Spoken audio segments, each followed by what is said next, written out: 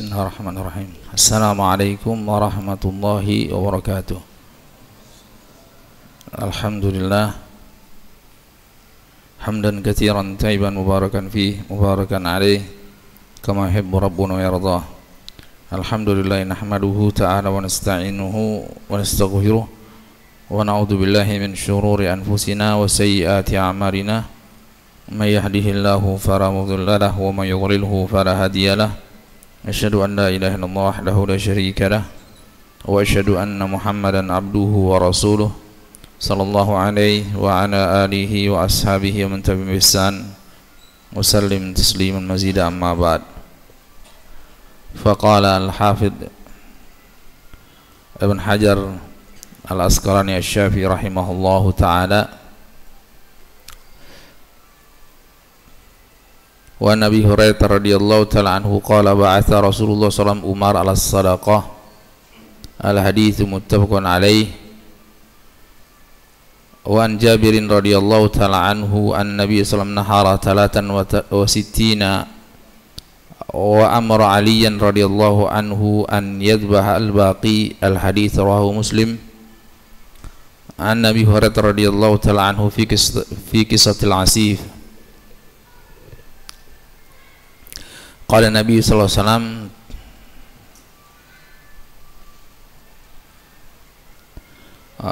ughdu ya Unais alam ra'ati hadha fa in tarafat farjumha.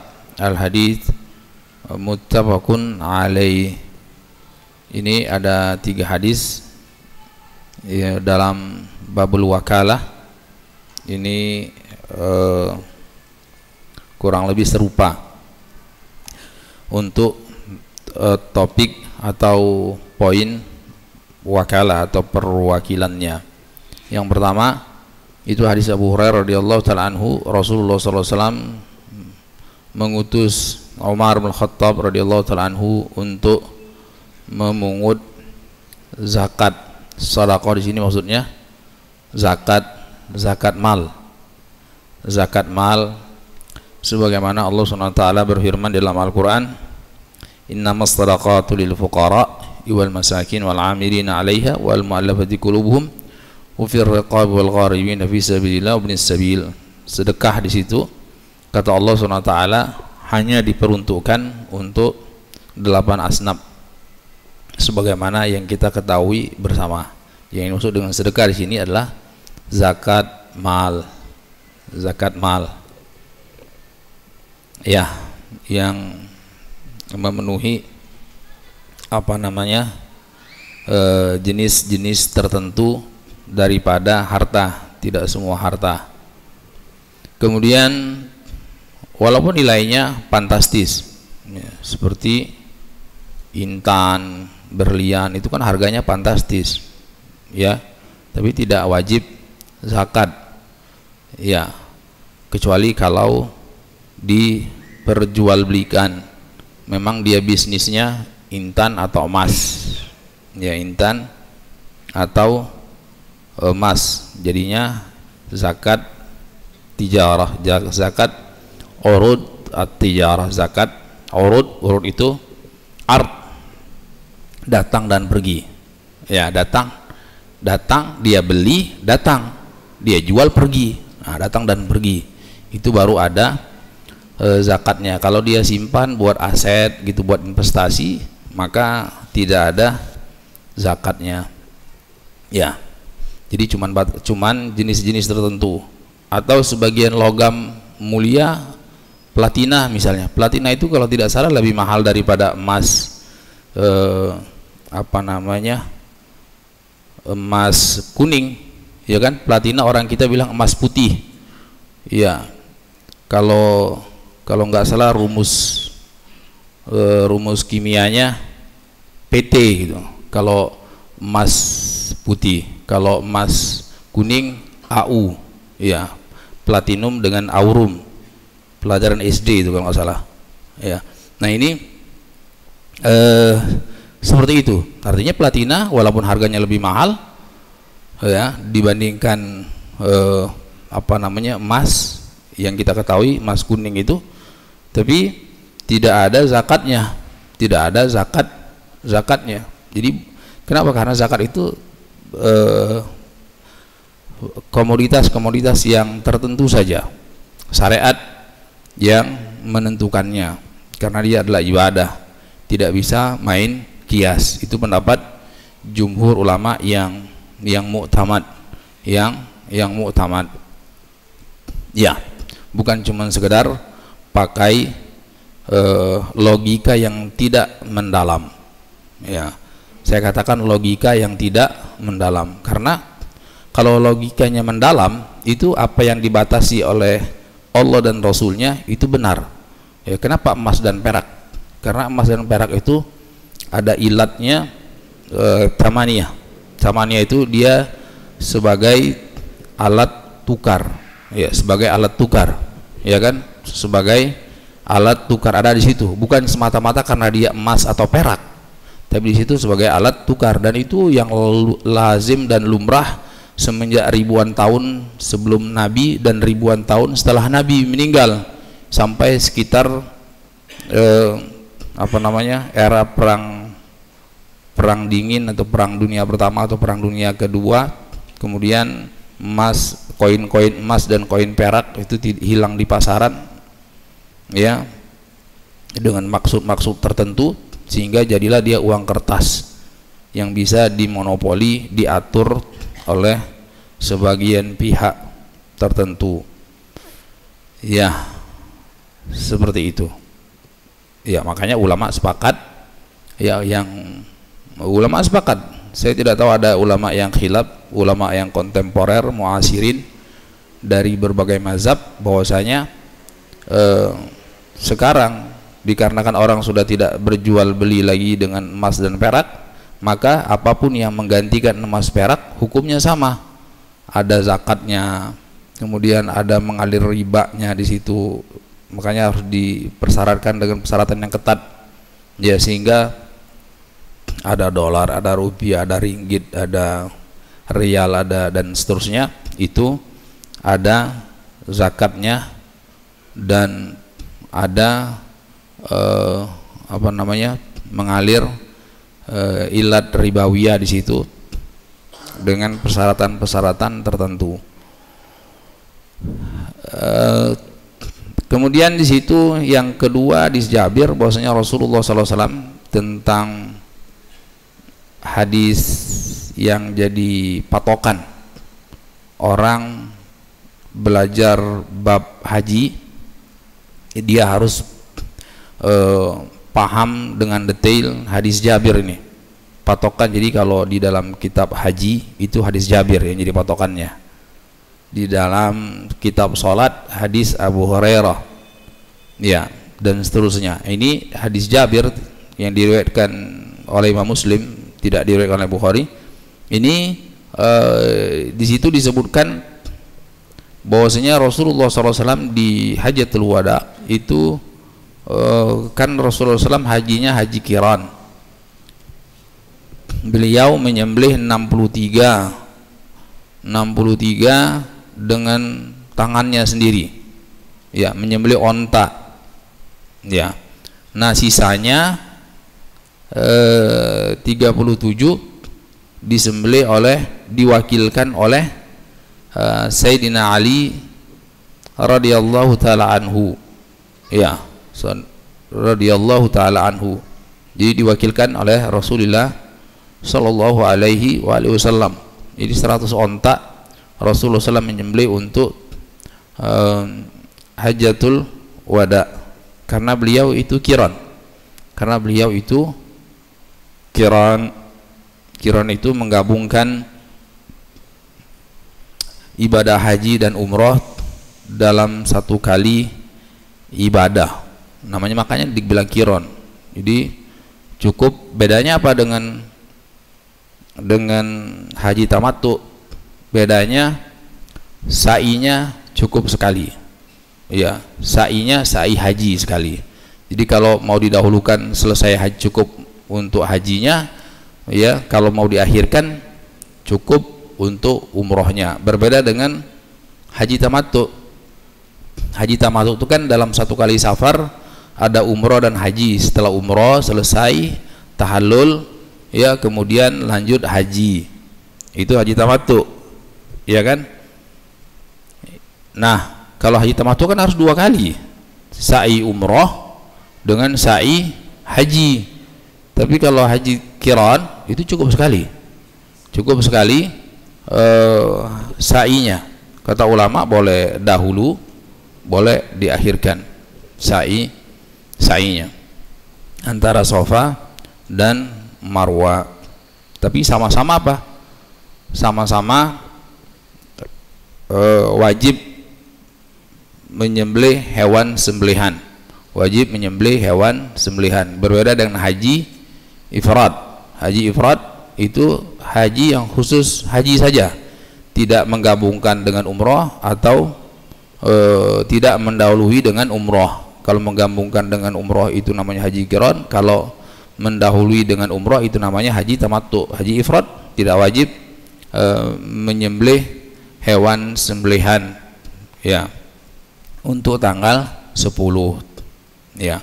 Kemudian hadis yang ketiga, hadis Abu Hurairah radhiyallahu taala anhu, ya, tentang kisah Al-Asif. Di situ Rasulullah sallallahu alaihi wasallam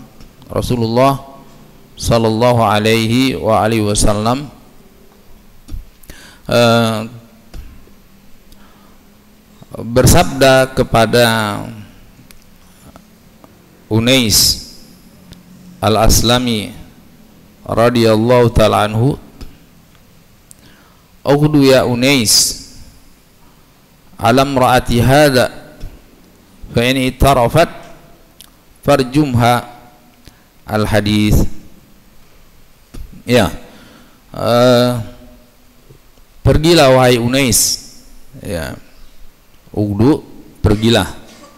Pergi tapi di awal siang sebelum terbit matahari, ya, antara terbit subuh dengan terbit matahari, ya, antara terbit subuh dan terbit matahari. Itu orang Arab paham itu, ghudwatan wa asyian, ya. Jadi ghudwah itu waktu antara terbit subuh alias terbit fajar sampai terbit matahari. Jadi kalau orang pergi, ya, itu namanya ghoda yaghdu berarti dia waktunya namanya ghudwah, ya, setelah terbit fajar. Nah, itu saya jadi teringat hadis yang sahih yang bisa dipakai hujjah, bahwasanya pendapat yang benar, ini mana tisunya habis, pendapat yang benar bahwasanya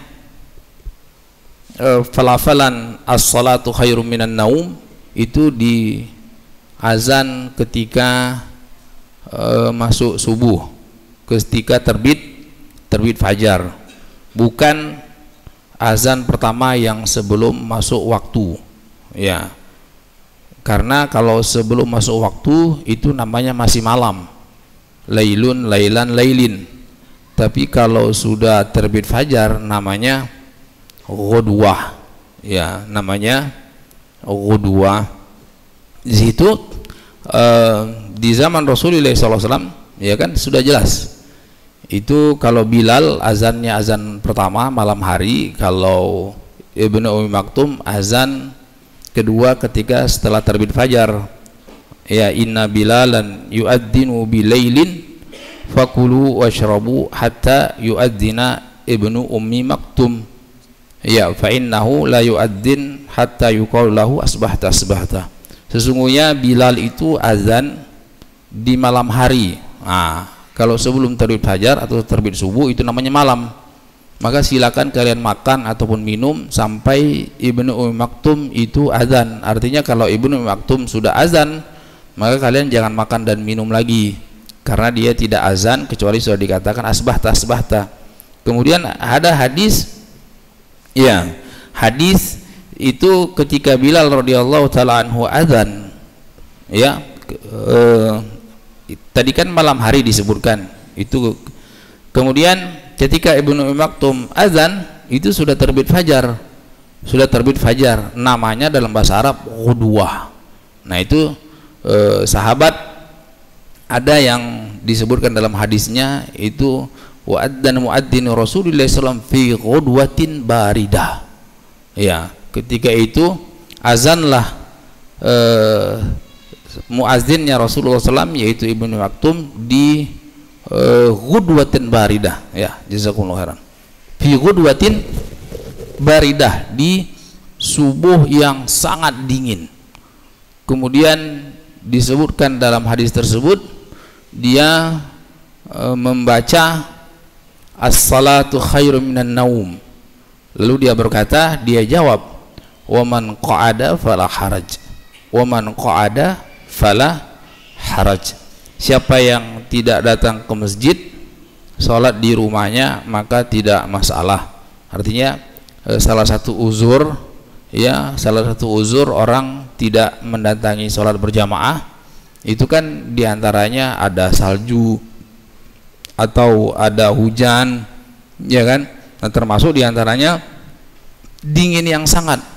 Antum kalau lagi dingin yang sangat di Arab situ bisa minus, dia kan, bisa minus, apalagi kondisi-kondisi badan yang belum terlalu fit gitu. Nah, di sini jelas di situ terang benderang menunjukkan bahwasanya as-salatu khairum minan naum itu dilafalkan di azan ketika terbit fajar, di azan ketika terbit fajar, bukan di azan pertama, bukan di azan pertama. Nah, itu sore jelas dan gamblang. Sehingga dari situ amal muslimin, amalannya kaum muslimin yang namanya as-salatu khairum minan naum itu di azan ketika terbit fajar, bukan di azan sebelum terbit fajar itu. Dan ada isyarat dari Imam Nawawi rahimahullah, itu amalan muslimin, artinya mereka turun-temurun seperti itu, seolah-olah tidak ada khilaf, kecuali ada isyarat khilaf dari Ibnu Hazm, dan itu tidak ditoleh oleh ulama. Artinya pendapat yang begitu syad, yang terang-terangan, jelas-jelasan saraha itu cuman Imam San'ani rahimahullah ta'ala yang terang-terangan seperti itu. Imam San'ani kan imam termasuk mutaakhirin, ya, jadi kurang tepat pendapat yang mengatakan bahwasanya as-salatu minan naum itu dibaca sebelum terbit fajar atau sebelum subuh, walaupun diucapkan oleh Syekh Albani dan guru kami yang mulia Syekh Muqbil rahmatullahi taala alaihim, ya, berdalil dengan hadis yang menyebutkan hadis Aisyah bahwasanya Rasulullah SAW itu di azan awal, ya, azan awal di situ tidak sore, ya kan, tidak sore, mengatakan bahwasanya azan awal itu azan sebelum subuh, ya kan. Azan awal itu maksudnya subuh itu dalam hadis ada disebutkan subuh itu salat yang pertama, salat yang awal waktu, ya, paham, salat awal waktu. Kemudian zuhur yang kedua, asar yang ketiga, maghrib yang keempat, isya yang kelima. Maksudnya azan awal itu takwilnya bukan azan sebelum subuh, bukan azan sebelum subuh. Ya, kalau azan sebelum subuh itu bukan untuk sholat, ya, azan sebelum subuh itu bukan untuk sholat. Tapi hadis menyebutkan liyukid na'imakum, ya, supaya orang yang tidur itu bangun, ya. Kemudian supaya orang yang sudah terlanjur bangun dia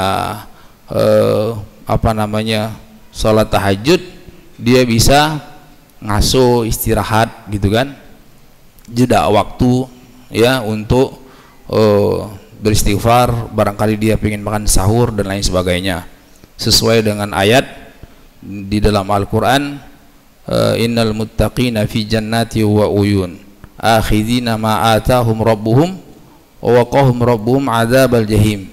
Ya kanu qalilan minal laili ma yahjaun wa bil asharihum yastaghfirun.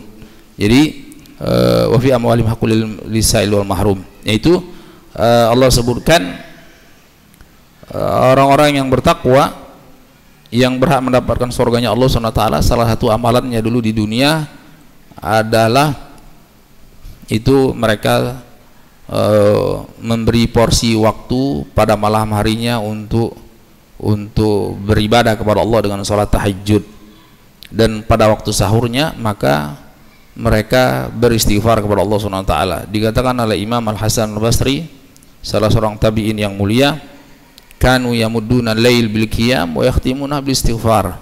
Ya, jadi mereka itu punya kebiasaan memanjangkan malamnya, sepertiga malamnya dengan qiyamul lail, dengan salat, dan menutupnya dengan istighfar, Nah, itu sama dengan hadis tadi, ya, liyukid naimakum, ya, untuk membangunkan orang yang, jadi yang pertama itu untuk membangunkan orang yang tidur, ya, supaya siap-siap, ini udah mau subuh kok masih tidur juga.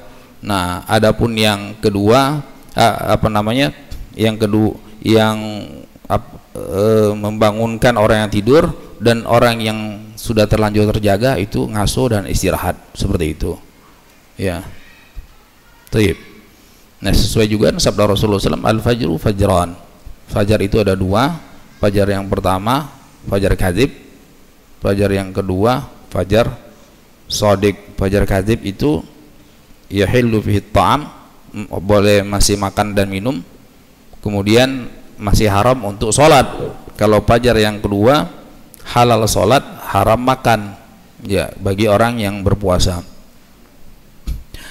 Seperti itu. Jadi jelas ini faedah dari lafadz ghudwah, faedah dari lafadz ghudwah, ya. Sebagian ulama menafsirkan tafsiran yang lain seperti Syekh Ibnu Utsaimin rahimahullah, maksudnya adzan yang pertama itu binisbat adzan dibandingkan dengan qomat, karena qomat itu juga dalam pelafalan syariat juga adzan. Rasulullah SAW bersabda, baina kulli adzanaini salatun, setiap antara dua azan yang pertama dan yang kedua itu ada sholat. Apa maksudnya dua azan? Apa maksudnya dua azan? Setiap antara dua azan itu ada sholat. Apa maksudnya dua azan? Azan dan iqomat. Rasulullah SAW katakan iqomat juga bagian dari sholat, secara bahasa namanya taglib,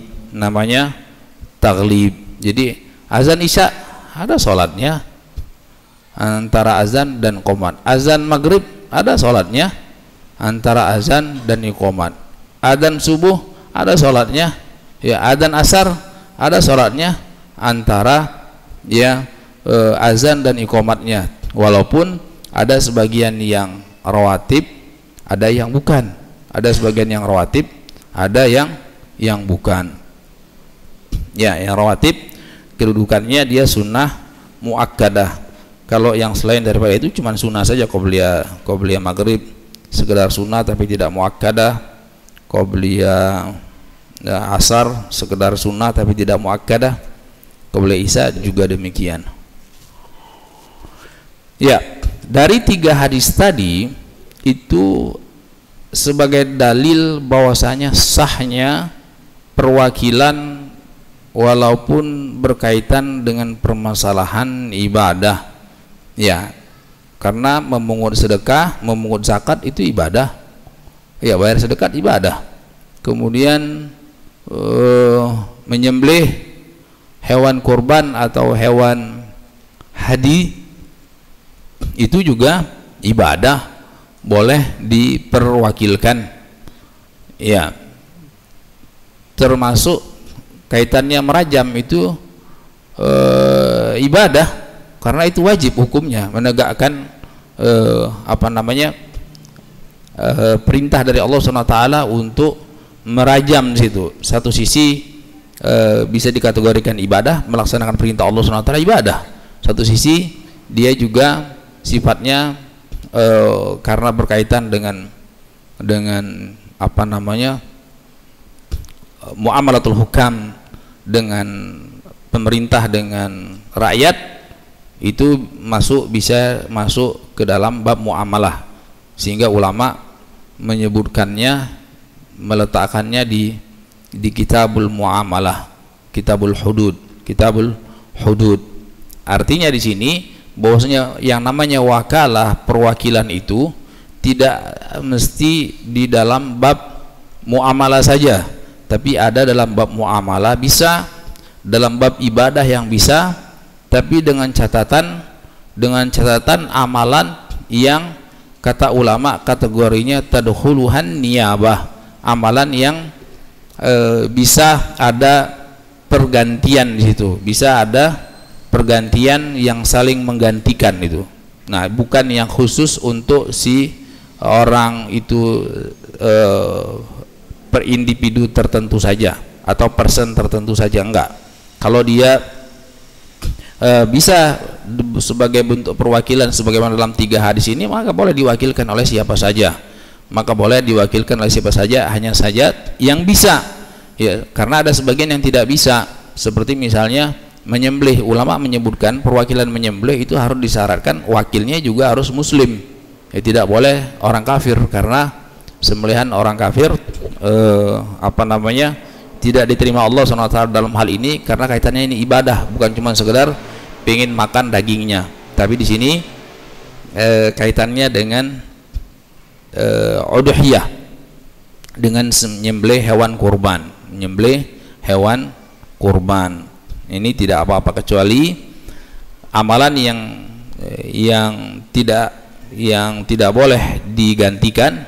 Nah, itu khusus untuk pelakunya, maka tidak boleh ada perwakilan.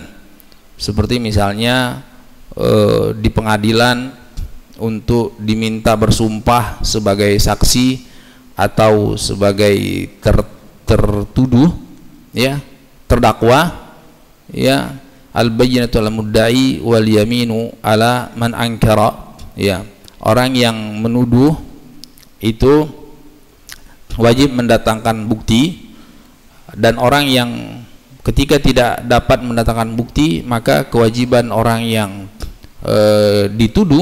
tertuduh, maka dia wajib bersumpah. Nah, sumpah tersebut tidak boleh diwakilkan oleh orang lain, dia harus dia sendiri, ya, tidak boleh kita gantikan untuk orang lain sebagai perwakilan, ya. Termasuk juga misalnya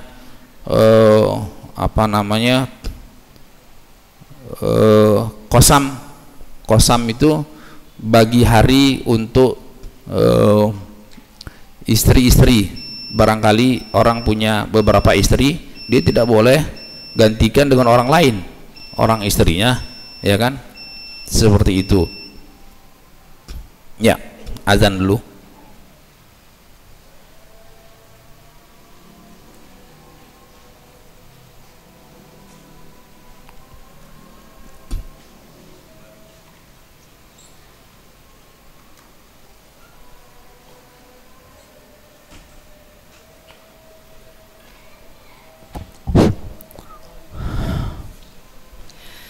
Allahu Akbar, Allahu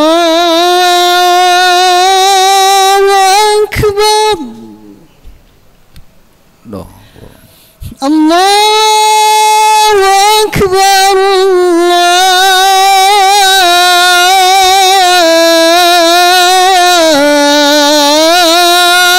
Allahu Akbar.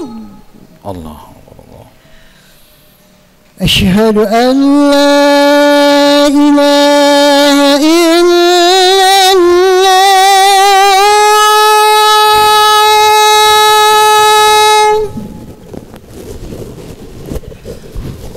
Asyhadu an la ilaha illallah.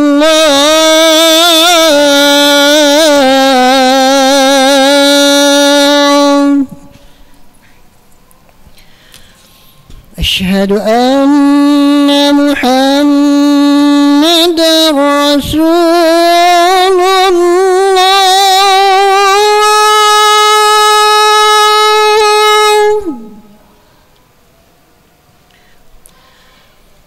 أشهد أن محمدا رسول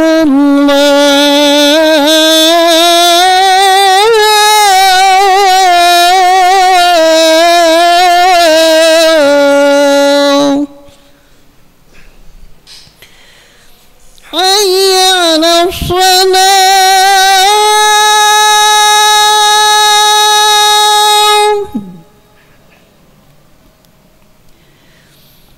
حي على الصلاة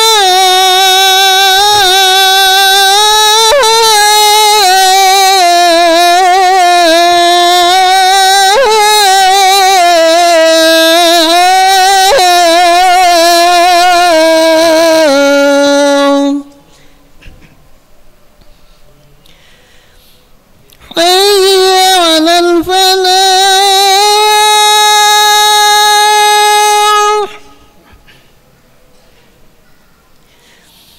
حي على الفلاح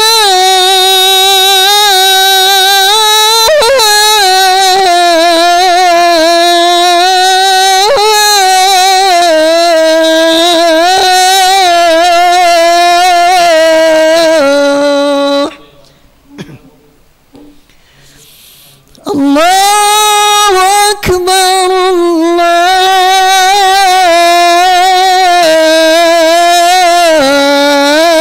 الله أكبر لا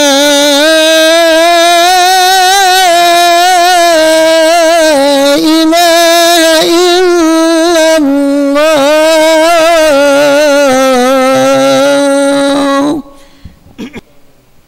La ilaha illallah wa sallallahu alaihi wasallam.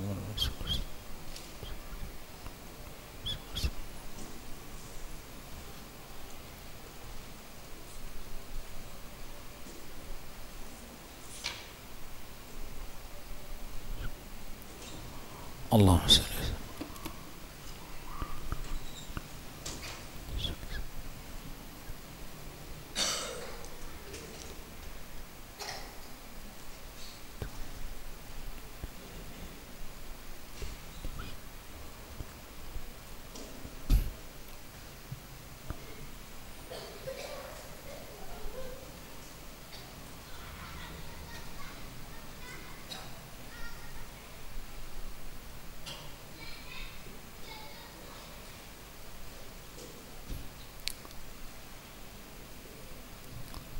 Bismillahirrahmanirrahim. Kita lanjutkan sedikit. Kemudian di hadis tadi,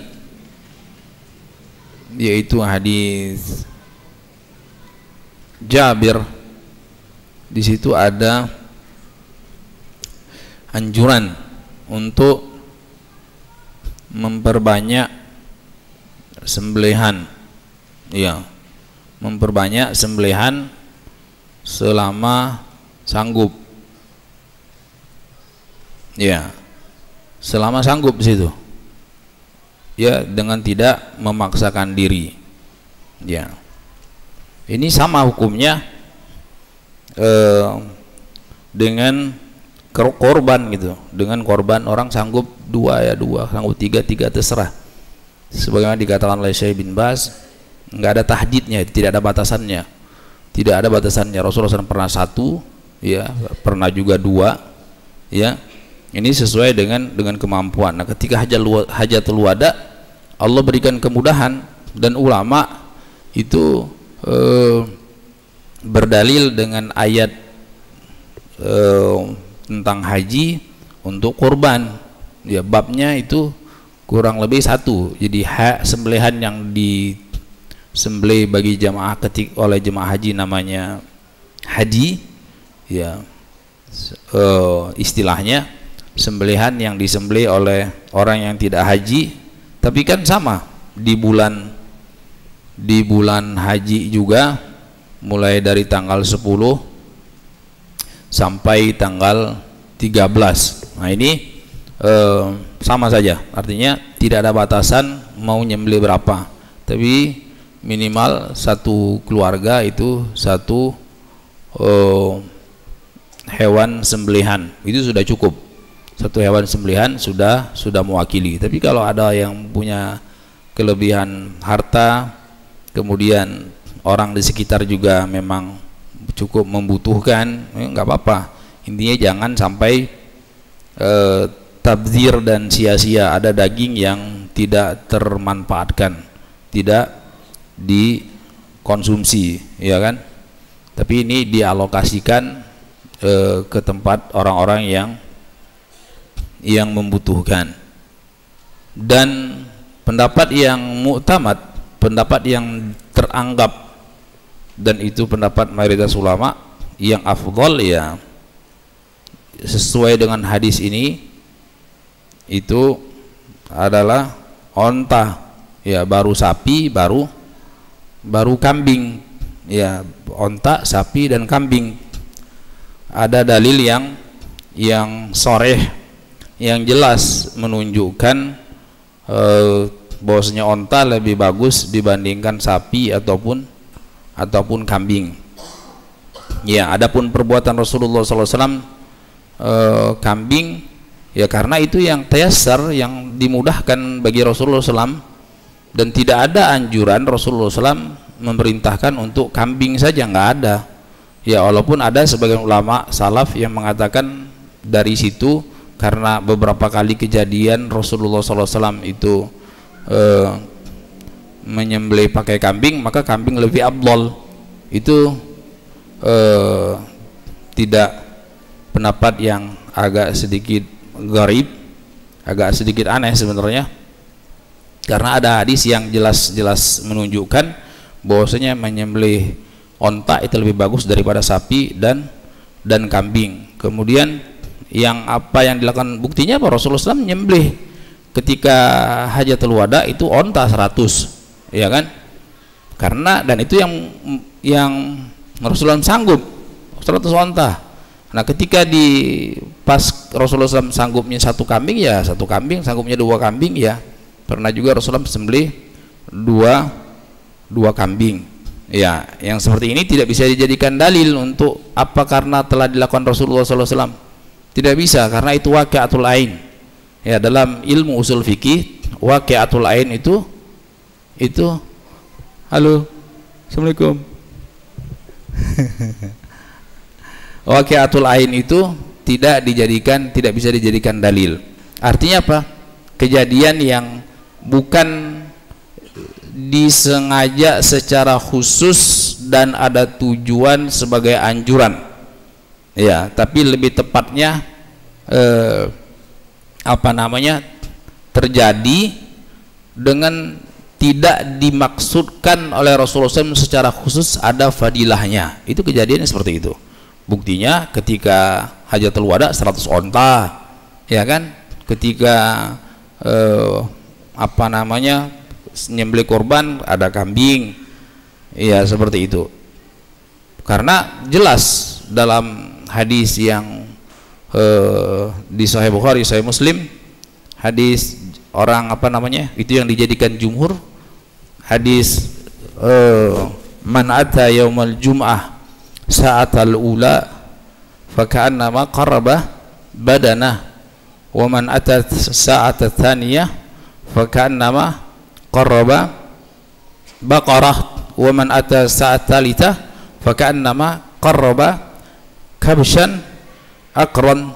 Kata Rasulullah SAW, barang siapa yang datang jam pertama di hari Jumat, ya, bersegera mendatangi masjid di hari Jumat, itu jam pertama.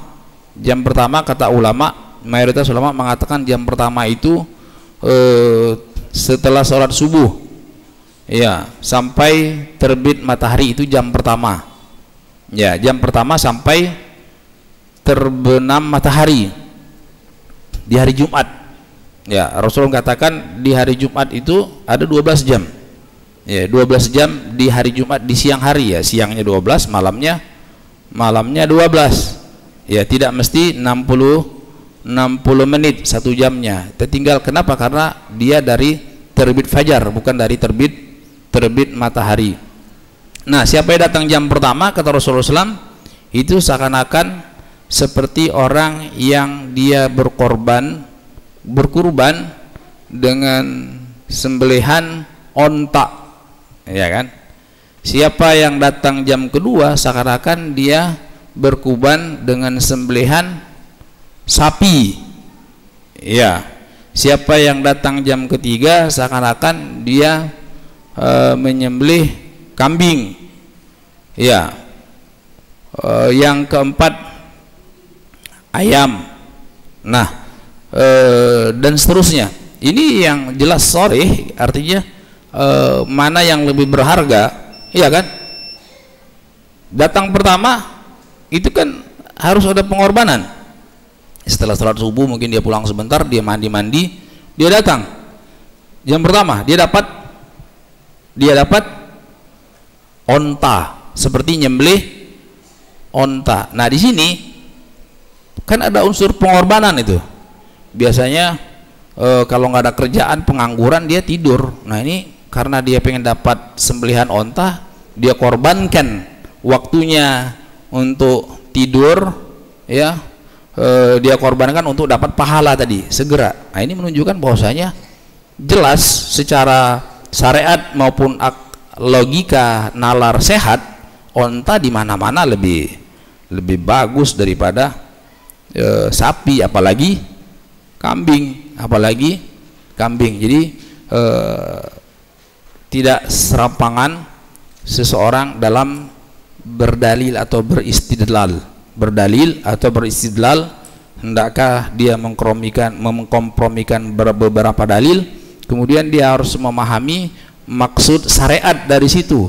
Apakah memang dituju secara khusus, ada maksud yang khusus, atau kurang lebih istilahnya pas kedapatan itu yang ada, ya kan? Nah, ini kalau seperti itu namanya ulama istilahkan waqiatul ain, kejadian yang bukan dimaukan secara khusus, karena pas kebetulan istilahnya itu kejadiannya ada, tidak dimaksudkan secara khusus, dan itu tidak bisa dijadikan dalil dalam banyak keadaan, dan kondisi kasus-kasus yang ada yang dilakukan oleh Rasulullah Shallallahu Alaihi Wasallam, dan itu tidak jadikan dalil. Wallahu taala alam bisawab. Subhanakallah bihamdik, asyhadu an la ilaha illa anta astaghfiruka wa atubu ilaik. Assalamualaikum warahmatullahi wabarakatuh.